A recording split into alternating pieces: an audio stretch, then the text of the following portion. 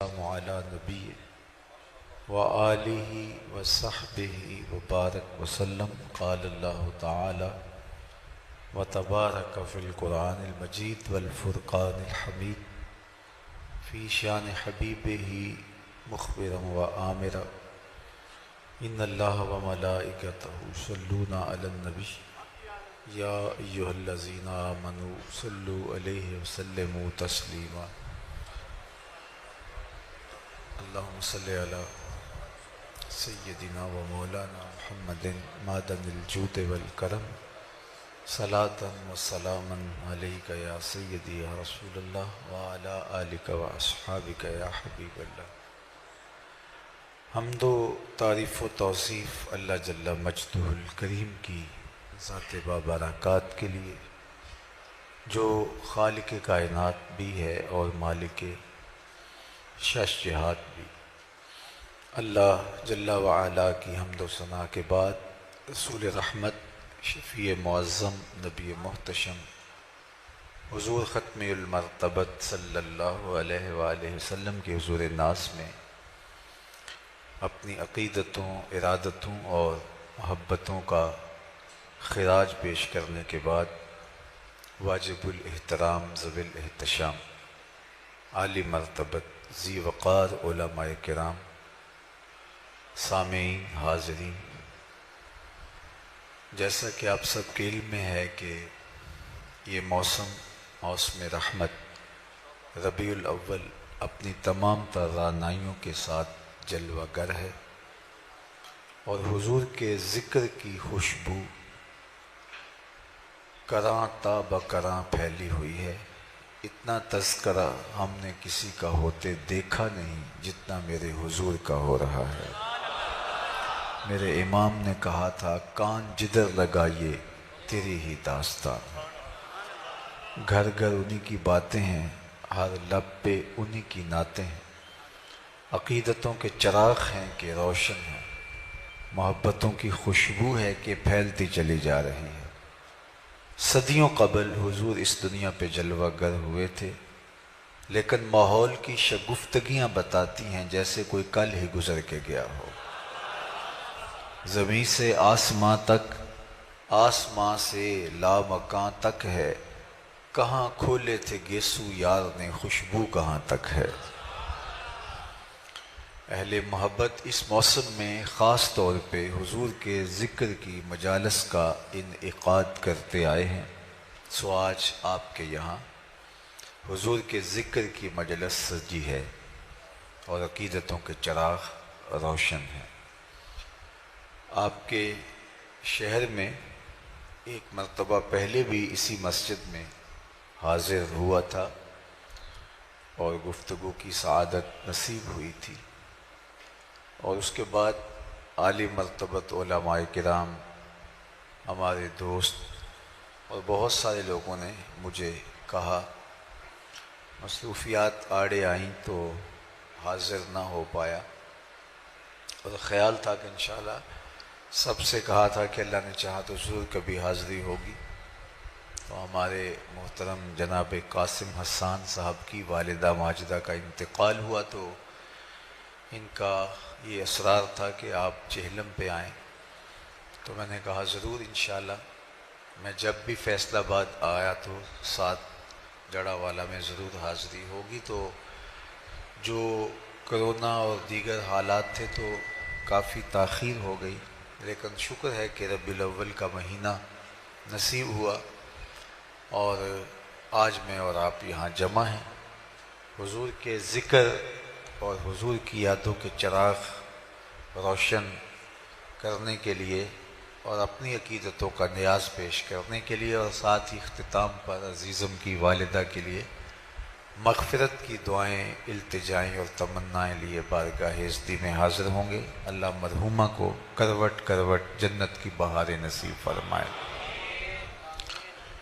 ملک کے اندر جو معروضی حالات تھے کئی دنوں سے، اور جس طرح کی صورتحال درپیش تھی، شکر ہے کہ وہ اب بہتری کی طرف چل پڑی ہے، اور اللہ تعالیٰ میرے وطن کو ہمیشہ امن، رحمت اور کرم نوازیوں کے حصار میں رکھے۔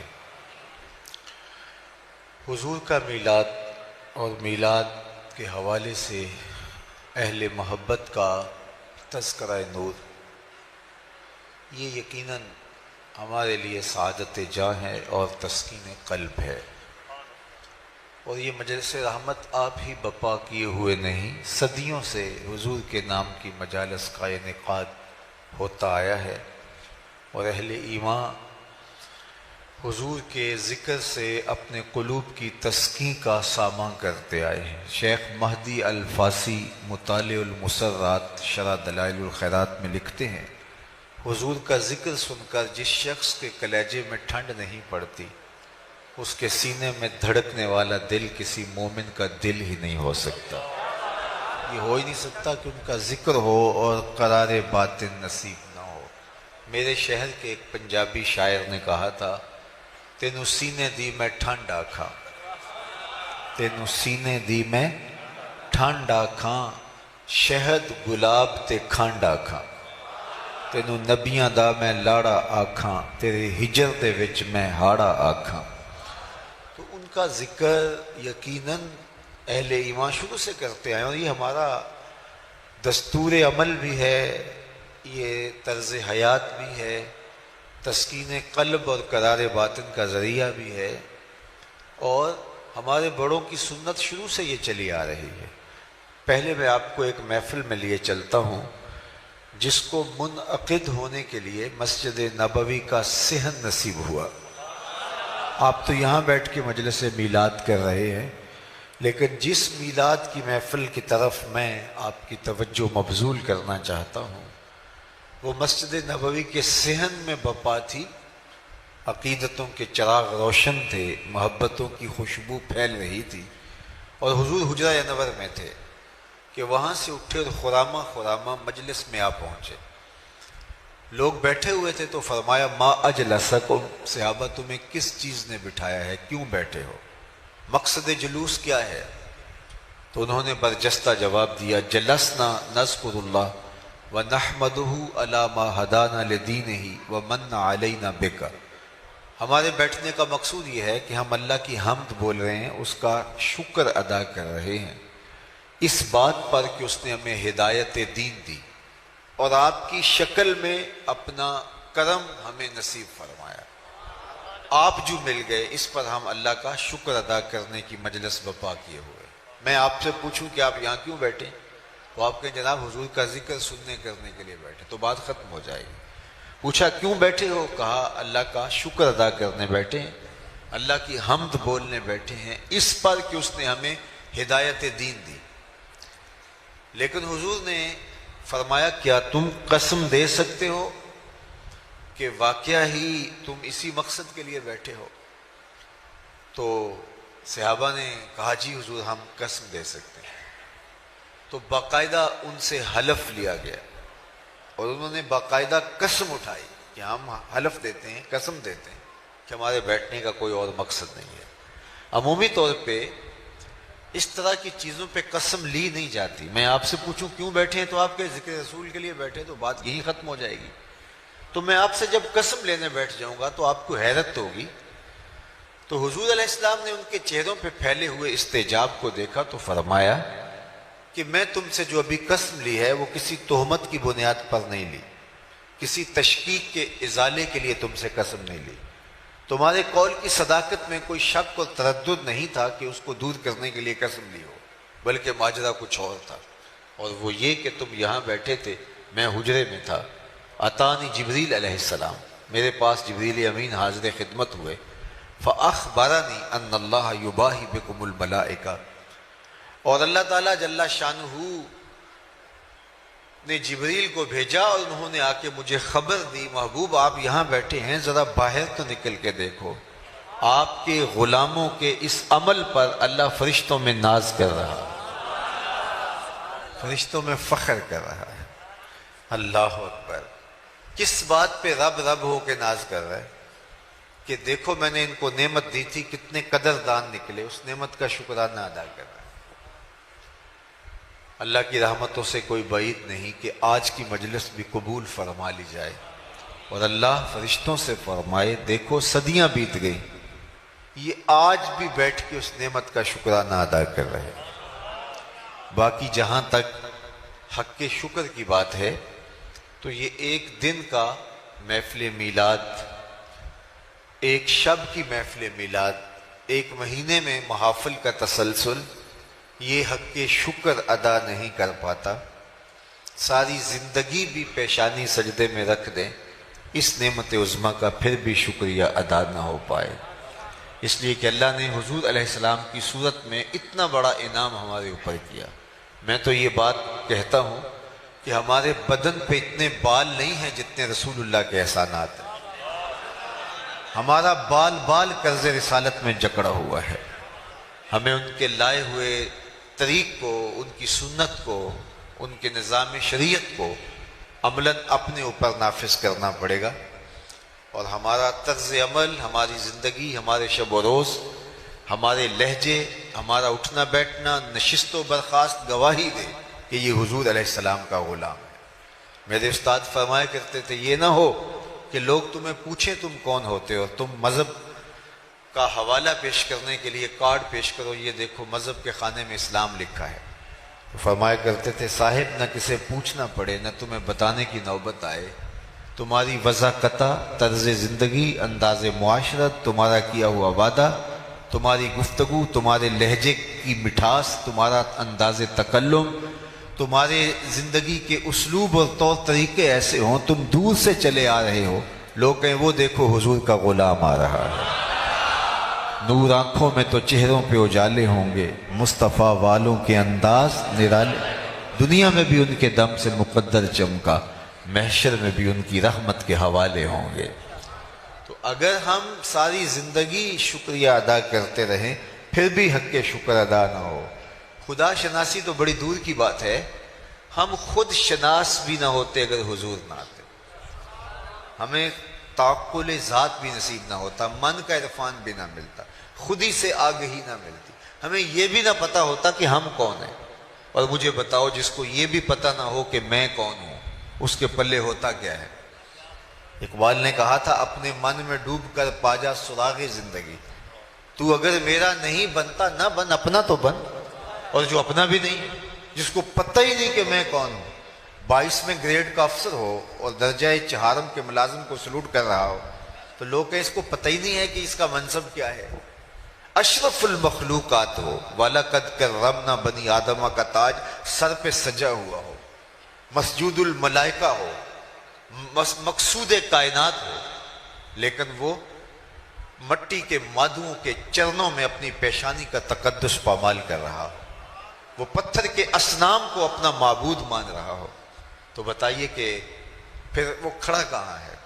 انسان کی تاریخ اتنی شرمناک ہے، اس نے اجرام فلکیہ کو، اس نے مظاہر فطرت کو، بہتے پانیوں کو، جلتی آگ کو، چلتی ہواؤں کو، حشرات الارض کو، چوپایوں کو، بلکہ یہ مچھلی پکڑنے کے لیے کانٹے کے ساتھ جو کیچوا لگایا جاتا ہے، اس نے اس کو بھی اپنا معبود مانا ہے۔ ایک زمانہ انسان پہ ایسا بھی گزرا ہے کہ اس نے حشرات الارض اور کیڑوں مکوڑوں، سانپوں اور بچھوؤں کو اپنا خدا مانا، تو اس سے پتہ ہی نہیں تھا کہ میں کون ہوں۔ جو چیزیں اس کی خدمت کے لیے بنائی گئی، نوکری کے لیے بنائی گئی، هو الذی خلق لکم ما فی الارض جمیعا، اس پہ شاہد عدل ہے کہ کائنات کا چرخ تو انسان کے گرد گھوم رہا ہے، لیکن یہ درختوں کو، حشرات الارض کو، سواریوں اور جانوروں کو اور مظاہر فطرت کو اپنا معبود سمجھ رہا ہے۔ حالانکہ درخت اس لیے پیدا کیے گئے تھے، اسے آکسیجن فراہم کریں، اسے چھاؤں دیں، اس کو پھل فراہم کریں، اس کے ایندھن کے کام آئیں، یہ ان کو اپنا معبود سمجھ رہا ہے۔ اجرام فلکیہ اس کی راہوں میں روشنی اجالنے کے لیے، اس کے ذوق نظارہ کی تسکین کے لیے پیدا کیے گئے تھے، یہ ان کے سامنے ماتھا ٹیک رہا ہے۔ یہ پتھر، یہ اصنام، یہ ساری اس کی خدمت کے لیے چیزیں پیدا کی گئی تھی، یہ جانور اس کی سواری کے لیے، اس کی بار برداری کے لیے، دودھ اور غذائی ضروریات کی فراہمی کے لیے پیدا کی گئی تھی، یہ ان کو اپنا معبود سمجھ رہا ہے۔ یہ تو حضور نے آ کے بتایا یہ تیرے معبود نہیں ہیں، یہ تیری دہلیز کے نوکر ہیں۔ نہیں تو دیکھ، چاند کو پوچھتا ہے، معبود سمجھتا ہے، یہ دیکھ انگلی اٹھتی ہے اور وہ ٹکڑے ہو کے قدموں میں آتا ہے۔ سورج کو دیکھ، اشارہ ہوتا ہے وہ بھاگتا ہوا عصر کے وقت پہ آتا ہے۔ درختوں کو میں ہی نہیں جا کے تو ہی کہہ دے تمہیں اللہ کا رسول بلا رہا، تو درخت کے قدموں میں سلامی بھی دیتے ہیں، سجدہ ریز بھی ہوتے ہیں۔ اب انسان کی آنکھیں کھلتی ہیں، جن کو میں معبود سمجھ رہا تھا وہ تو میری دہلیز کے نوکر نکلے۔ شمس و قمر اشاروں پہ بھاگ رہے ہیں، درخت سلامیاں دے رہے ہیں، پتھر ابو جہل کی مٹھی میں ہیں، کلمے محمد عربی کے پڑھ رہے ہیں صلی اللہ علیہ وآلہ وسلم۔ اب اسے سمجھ آئی کہ میں کون ہوں، اور اپنے آپ سے اس کی ملاقات ہی تب ہوتی ہے جب حضور کی دہلیز پہ آتا ہے۔ اب اس کا بدلا ہوا لہجہ دیکھیے، اس کی تبدیل شدہ ٹون دیکھیے۔ اب یہ بولتا ہے فرشتہ کہنے سے میری توقیر گھٹتی ہے، میں مسجود ملائک ہوں، مجھے انسان رہنے دو۔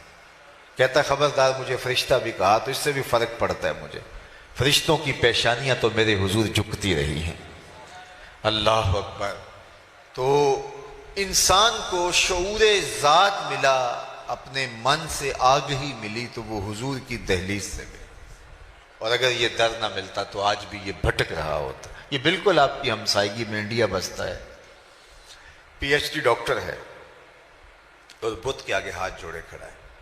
اس کی عقل و بینش، اس کا فہم و ادراک، اس کی اتنی بھاری بھرکم ڈگری اسے نہیں بتا رہی کہ اپنے بدن پہ بیٹھی مکھی تو اڑا نہ سکے، میری ضروریات کا کفیل کیسے ہو سکتا ہے؟ لیکن وہ ہاتھ جوڑے کھڑا ہے۔ ایک M B B S doctor ہے اور گائے کے پیشاب کو تبرک سمجھ رہا ہے اور چسکیاں لے لے کے پی رہا ہے۔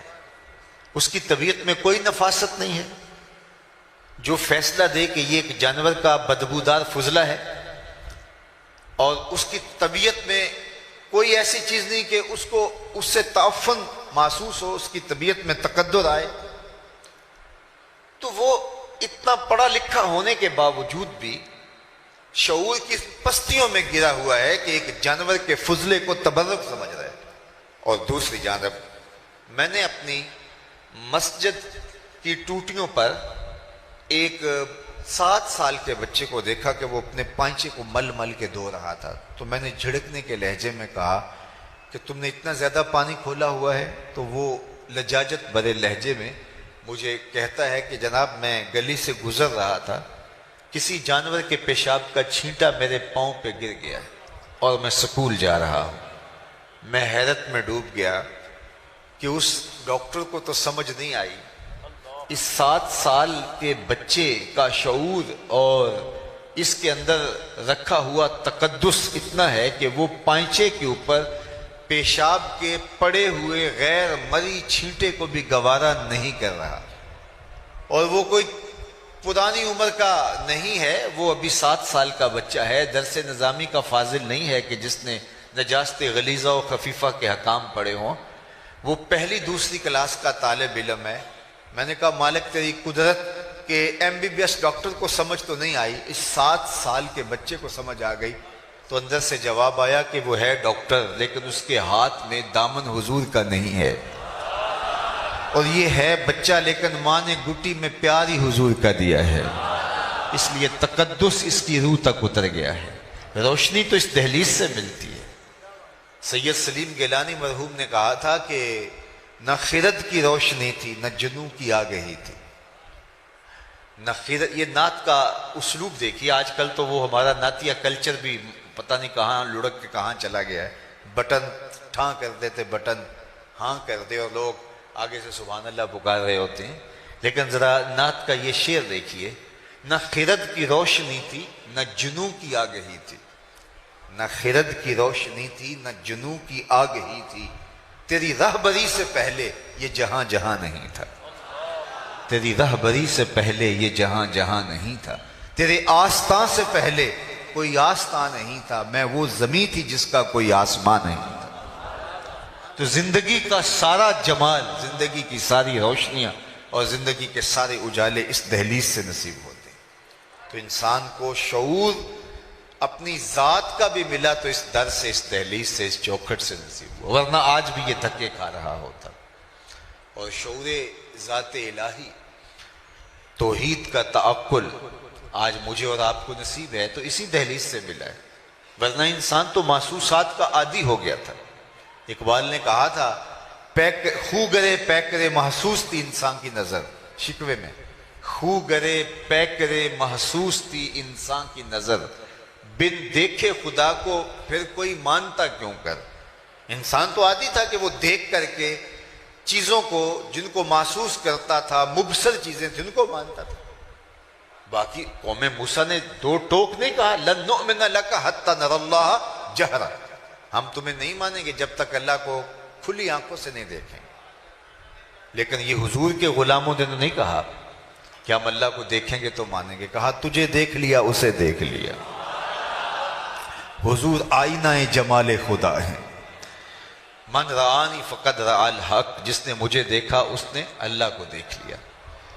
تو ایک ایسی ذات پر اتنا پختہ یقین اور اس قدر تیقن کہ گرمیوں کے سخت روزے اور زبان کانٹا بنی حل خشک ہے، اور 8 سال کے بچے نے روزہ رکھ لیا، اور ماں اس کو سمجھا رہی ہے کہ بیٹے یہ ٹھنڈا مشروب ہے پی لیجئے، کوئی نہیں دیکھ رہا، تو وہ بچہ بھی کہہ رہا ہے ماں اللہ دیکھ رہا ہے۔ ایک ایسی ذات پر اتنا پختہ یقین کیسے ہو گیا جس کو دیکھا نہیں ہے، جو سوچا نہیں جا سکتا، جو سمجھا نہیں جا سکتا، جو خیال اور فہم و ادراک کی حدود سے ورا ہے۔ وہ اکبر الہ آبادی نے کہا تھا تو دل میں تو آتا ہے سمجھ میں نہیں آتا، میں جان گیا بس تیری پہچان یہی ہے۔ سوچنے بیٹھے تو سوچا نہ جا سکے، تولنے بیٹھے تو تولا نہ جا سکے، سمجھنے بیٹھے تو عقل بے بس ہے، خیالوں کی حدود سے وہ ورا ہے۔ تو کیسے مانے؟ نہ جوہر ہے نہ عرض ہے، تو کیسے اس کو تسلیم کرے؟ اتنا پختہ یقین ہوا کیسے؟ تو میں تمہیں ایک کہانی سناؤں۔ سوا نامی ایک شخص جا رہا تھا، اس کے ہاتھ میں گھوڑا تھا، تو حضور کی نظر پڑی تو گھوڑا پسند آ گیا، تو اس کو کہا یہ بیچتے ہو؟ اس نے کہا جی بیچتا ہوں۔ کتنے کا؟ اتنے کا، سودا طے ہو گیا۔ فرمایا تاجرانہ غرض سے تو نہیں آیا تھا، میں تو گزر رہا تھا، اچانک تمہارے سے سودا ہو گیا، تم رکو تو میں گھر سے قیمت لے کے آیا۔ اس نے کہا میں رکا ہوں۔ حضور گئے تو کسی نے اس کو کہا یہاں ٹھہرے ہوئے ہو؟ اس نے کہا کہ مسلمانوں کے نبی سے اس گھوڑے کا سودا کر لیا، تو وہ قیمت لینے گئے۔ تو اس نے کہا مجھ سے زیادہ پیسے لے لو۔ کہا میں ان سے سودا کر چکا ہوں۔ کہا کوئی گواہ تھا؟ کہا نہیں۔ کہا مکر جانا۔ اتنے میں حضور قیمت لے کے تشریف فرما ہوئے، تو سوا نے کہا کہ میں نے تو آپ کو گھوڑا بیچا ہی نہیں۔ حضور کہیں ابھی ابھی میرا تیرا سودا طے ہوا ہے۔ وہ کہ کوئی بات ہی نہیں ہوئی۔ لوگ جمع ہو گئے، ہجوم بن گیا۔ جب لوگوں کا پریشر بنا تو سوا نے سمجھا کہ صادق بھی یہ ہیں، امین بھی یہی ہیں، تو لوگ تو ان کو ہی سچا مانیں گے، مجھے تو لوگ غلط کہیں گے، میری شہرت بھی کوئی اتنی اچھی نہیں ہے۔ میرا خیال تھا کہ وہ آئیں گے، قیمت دینا چاہیں گے، میں مکر جاؤں گا، بات ختم ہو جائے گی، تو لوگ جمع ہو گئے۔ اس نے کہا اچھا جی آپ بتائیے، جب دو آدمیوں کے مابین یوں نزاع بن جائے تو آپ کی شریعت میں تصفیہ کی صورت کیا ہے؟ تو آقا کریم نے فرمایا میری شریعت یہ کہتی ہے جو مدعی ہے وہ گواہ لائے، اور اگر اس کے پاس گواہ نہیں تو والیمین علی من انکر، جو انکار کرتا ہے وہ قسم دے دے۔ اس نے کہا بات ختم ہو گئی۔ آپ کا دعویٰ ہے نا میں نے گھوڑا خریدا ہے، تو آپ گواہ لے آئیں، اور اگر آپ کے پاس گواہ نہیں ہے تو پھر آپ کی شریعت کے مطابق میری قسم بنتی ہے، تو میں قسم دے دیتا ہوں کہ میں نے بیچا نہیں۔ اب اتفاق یہ تھا کہ جب گھوڑے کا سودا ہوا تو اس وقت کوئی موقع پہ گواہ نہیں تھا، وہ مکر گیا تھا، اس کے لیے قسم دینا بھی کیا مشکل تھا۔ اس نے کہا جی ٹھیک ہے، آپ کی شریعت کے مطابق ہی فیصلہ طے ہوا، اگر آپ نے گھوڑا خریدا تو گواہ لائیے، نہیں تو مجھ سے قسم لے لیجئے۔ مجمع میں موجود حضرت خزیمہ بن ثابت انصاری رضی اللہ تعالیٰ عنہ آگے بڑھے، سینے پہ ہاتھ رکھا اور سوا سے مخاطبت کرتے ہوئے کہا گواہی مانگتا ہے، میں گواہی دیتا ہوں۔ اللہ کے رسول نے تم سے گھوڑا خریدا ہے اور جتنی قیمت میں بتا رہے اتنے میں سودا ہوا ہے۔ اب وہ مفت تو دے نہیں رہا تھا، اس نے باقاعدہ اپنی مرضی کی قیمت سے طے کیا تھا، بس زیادہ پیسوں کے لالچ میں آ گیا تھا اور مکر گیا۔ اس نے راستہ نکلنے کا پا لیا، کہا جی ٹھیک ہے میرا مطالبہ پورا ہو گیا۔ اس نے گھوڑا دیا، حضور نے قیمت دی، لوگ ہٹنے لگے، مجمع چھٹنے لگا، تو حضور نے حضرت خزیمہ کو قریب بلایا، کہا گھوڑا بھی مل گیا، بات بھی سچی، لیکن تم نے گواہی کیسے دی؟ تم تو موقع پہ تھے ہی نہیں۔ تو سنو جو حضرت خزیمہ بن ثابت انصاری نے کہا، آپ کے سینے میں ٹھنڈ پڑ جائے گی، میں تقریر یہیں بھی چھوڑ دوں تو آپ ناراض نہیں ہوں گے، اتنی خوبصورت بات ہے۔ تو حضرت خزیمہ بن ثابت انصاری رضی اللہ تعالی عنہ کو فرمایا تم نے کیسے گواہی دی؟ تم تو موقع پہ موجود ہی نہیں تھے۔ تو حضرت خزیمہ بن ثابت بولے حضور گھوڑا کیا ہے، آپ کے کہنے پہ ہم نے رب کی گواہی دے دی۔ رب کو دیکھا تھا آپ نے کہا نا، جنت اور دوزخ کی گواہی دے دی آپ نے کہا تھا، تو گھوڑا بھی آپ ہی کہہ رہے تھے۔ تو حضور نے حضرت خزیمہ بن ثابت انصاری کا ہاتھ پکڑا اور فضا میں بلند کیا، کہا جانے والوں ٹھہر جاؤ، رک جاؤ، کسی عدالت کچہری میں گواہوں کی ضرورت ہو تو میری شریعت 2 گواہ مانگتی، لیکن جہاں میرا خزیمہ ہوگا ایک کی گواہی 2 کے قائم مقام ہوگا۔ میرے امام بولے فیض پہنچا اے رضا احمد پاک کا، فیض پہنچا اے رضا احمد پاک کا، ورنہ ہم کیا جانتے خدا کون ہے؟ جو عقل و خیرت کی حدود سے ورا ہے تو اس پر یقین کیسے نصیب ہوا؟ یقین مصطفیٰ جان رحمت کی چوکھٹ سے نصیب ہوا۔ تو ساری زندگی ہم اس کا شکر ادا کرتے رہیں تو حق شکر ادا نہ ہو پائے کہ آقا کریم علیہ السلام کی وجہ سے ہمیں شعور ذات بھی ملا اور شعور ذات الہی بھی نصیب ہوا۔ ہمیں توحید کا تعقل اور نور اور ایمان اور تیقن اور یقین بھی نصیب ہوا، اور ہمیں اپنے من سے بھی آشنائی ملی۔ اور اگر یہ دولت نہ ملتی تو آج بھی ہماری پیشانی کسی بت کے آگے رسوا ہو رہی ہوتی، ہم کسی پتھر کو اپنا معبود مان رہے ہوتے۔ ایک شخص اسلام لانے کے بعد جاہلیت کی کہانی چھیڑ کے بیٹھ جاتا ہے اور کہا کہ جب میں اسلام نہیں لایا تھا تو اس دور کی 2 باتیں ہیں، ایک یاد آتی ہے تو ہنسی نہیں رکتی، ایک بات یاد آتی ہے تو آنسو نہیں تھمتے۔ کہا وہ 2 باتیں کون سی ہے؟ کہا وہ بات جو یاد آئے تو ہنسی نہیں رکتی وہ یہ ہے کہ میں نے ایک سفر پہ جانا تھا، سامان باندھا تو اس میں سفری معبود بھی رکھ لیا، لیکن سامان کافی بوجھل ہو گیا تو میں نے کہا میں تو اپنے معبود کے بوجھ تلے دب کے مر جاؤں گا، تو میں نے وہ پتھر کا خدا نکال کر کے ایک طرف رکھ دیا اور ایک آٹا گوندھ کر کے چھوٹا سا معبود تیار کر لیا، اس کو دھوپ میں رکھ کے خشک بھی کر لیا اور اپنے سامان میں رکھ لیا۔ راستے میں پوجا پاٹ بھی چلتی رہی۔ تو شاید سفر اندازہ سفر کے مطابق تھا، لیکن سفر کو 1-2 دن اوپر چلا گیا تو توشہ ختم ہو گیا۔ جب توشہ ختم ہو گیا تو پہلے تو میں نے گوارا کیا، لیکن جب انتڑیوں میں بل پڑنے لگے تو مجبور ہو کر کے میں نے سامان سے وہ آٹے کے بنے ہوئے معبود کو نکالا اور پتھر پہ رکھ کے کوٹا، پھر اس میں پانی ڈالا، پھر اس کو گوندا، پھر اس کی روٹی پکائی اور کھاتے ہوئے کہا میرے خدا اب کام نہیں آئے گا تو کب آئے گا؟ اب تو بھوک سے میری جان بھی نکل رہی ہے۔ آج اس معبود باطل کی بے بسی یاد آتی ہے تو میری ہنسی نہیں رکتی۔ کیسا معبود تھا کہ جو اپنے پجاری سے اپنا تشخص بھی نہ بچا سکتا تھا۔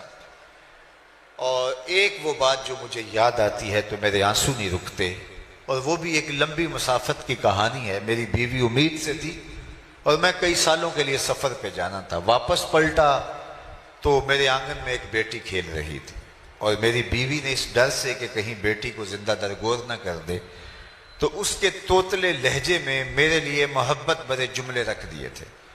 میں جو ہی گھر کی دہلیز عبور کرتا ہوں تو وہ دوڑ کر کے میری ٹانگوں سے لپٹ جاتی ہے اور یا ابتا ہو یا ابتا ہو کہہ کے مجھ سے مخاطبت کرتی ہے۔ میرے سینے میں پتھر بھی ہوتا تو پگھل جاتا، لیکن میں اس ظالمانہ سماج کی جھوٹی رسموں کا جکڑا ہوا شخص تھا۔ میں نے فیصلہ کیا کہ میں اس کو زندہ درگور کر دوں گا، اور اس کو باہر صحرا میں لے گیا اور ریت ہٹانے لگا اور گڑھا کھودنے لگا۔ میری بیٹی نہیں جانتی تھی کہ یہ ماجرا کیا ہے، اور وہ مجھے بار بار روکتی تھی آپ اتنی گرمی میں یہ مشقت کیوں اٹھا رہے ہیں، حتیٰ کہ پسینے سے جب میرا بدن شرابور ہونے لگا تو وہ اپنے ننھے آنچل سے میرے ماتھے کا پسینہ صاف کرنے لگی۔ لیکن میں تھا کہ میرا سینہ، اس کے اندر درد مند دل نہیں تھا، ایک پتھر رکھا ہوا تھا۔ خیر گڑھا کھود کر کے جب میں باہر نکلا تو اس نے سکھ کا سانس لیا کہ میرے بابا کی مشقت ختم ہوئی، لیکن میں نے اس بیٹی کو اس میں دھکا دے دیا اور مٹی انڈھیلنے لگا۔ پہلے پہلے تو وہ کھیل سمجھتی رہی، لیکن جب اس کی سانسیں دبنے لگیں تو اس نے ننھے اور معصوم ہاتھ جوڑ کر مجھ سے زندگی کی بھیک مانگنی شروع کر دی۔ وہ چیختی رہی، وہ روتی رہی، اس کے آنسو بہتے رہے اور جڑے ہوئے ننھے ہاتھ مجھ سے زندگی کی خیرات مانگتے رہے، لیکن میں اس کے اوپر ریت انڈھیلتا رہا حتیٰ کہ اس کی سسکیاں، اس کی آہیں، اس کی چیخیں، اس کے جڑے ہوئے معصوم ننھے ہاتھ اسی ریت میں دب گئے۔ آج اسلام لایا ہوں تو اس کی چیخیں مجھے سونے نہیں دیتی ہیں۔ بیٹیوں کو زندہ درگور کر کے باپ فخر کر رہا تھا اور پورا معاشرہ اس لپیٹ میں تھا، اگر بیٹی زندہ ہوتی بھی تو اس کی تکریم نہ ہوتی۔ جس معاشرے میں بیٹی زندہ درگور کر کے باپ فخر کر رہا تھا، ایک آواز بلند ہوتی ہے جو شرق سے غرب تک اور شمال سے جنوب تک ہر شخص کے کانوں تک پہنچتی ہے۔ وہ آواز میں نے بھی سنی ہے، وہ آواز آپ نے بھی سنی ہے، لیکن ذرا دیکھو کس تناظر میں کہا گیا یہ جملہ۔ صرف یہ کلمہ محبت ہی نہیں ہے، یہ کلمہ جہاد بھی ہے۔ جب بیٹیوں کو زندہ درگور کر کے باپ فخر کر رہے ہیں، اس وقت آواز بلند ہوتی ہے، لوگوں سن لو، میری فاطمہ میرے جگر کا ٹکڑا ہے، میری فاطمہ میرے جگر کا ٹکڑا ہے۔ تو اس آواز نے کائنات کا رخ ہی بدل دیا۔ نظریات کے اوپر لگے ہوئے زنگ اتار کے حقیقی نور کو لوگوں کے سامنے رکھا اور بتایا بیٹی ہوتی کیا ہے۔ اور آج میں دیکھتا ہوں ایک بوڑھا شخص مزدوری کر رہا ہے کہ میں نے بیٹی کے ہاتھ پیلے کرنے، بھائی اوور ٹائم لگا رہا ہے میں نے بہن کے ہاتھ پیلے کرنے۔ یہ تو زندہ درگور کر دیتے تھے۔ آج پردیس کاٹ رہے ہیں لوگ کہ ہم نے بیٹیوں کے ہاتھ پیلے کرنے، یہ تو زندہ درگور کر دیتے تھے۔ ان کے سینوں میں بیٹیوں کا پیار ڈالا کس نے؟ جواب آئے گا میلاد والے رسول نے۔ تو ساری زندگی بھی حق ادا کرنے کی کوشش کریں، حق شکر ادا نہ ہو پائے۔ ہمیں چاہیے کہ ہم اس آقا، اس مولا، اس اپنے محبوب کی ایک ایک ادا کو اپنی روح میں جذب کر لیں، ان کے بتائے ہوئے نظام زندگی کے مطابق اپنی زندگی کے لف و نشر مرتب کریں۔ ہماری اٹھنے والا ایک ایک قدم راہ دین کی طرف بڑھتا چلا جائے اور ہم دور سے پہچانے جائیں کہ ہم حضور کے غلام ہیں، ہمارا طرز زندگی اس طرح کا ہو۔ اور آخر میں آپ سارے لوگوں کی آمین کے ساتھ دعا گو ہوں۔ محترم قاسم حسان صاحب کی والدہ ماجدہ کے لیے اللہ انہیں کروٹ کروٹ جنت کی بہاریں عطا کریں۔ ماں اللہ کی رحمتوں کا ایک روپ ہے، اللہ کی کرم نوازیوں کا ایک رنگ ہے۔ اللہ نے ماں کے سینے کے اندر جو امٹتا ہوا پیار رکھا ہے، محبت کی جو کائنات آباد کر دی ہے، اس کا کوئی بدل نہیں ہے۔ ماں جب بولتی ہے تو اس کے لہجے میں جبریل بولتا ہے، ماں جب مسکراتی ہے تو لگتا ہے جنت کی ساری کلیاں کھل اٹھی ہیں۔ تو ماں کا چلے جانا ایک بہت بڑی آزمائش، اللہ تعالیٰ جل شانہ ان کو صبر دے۔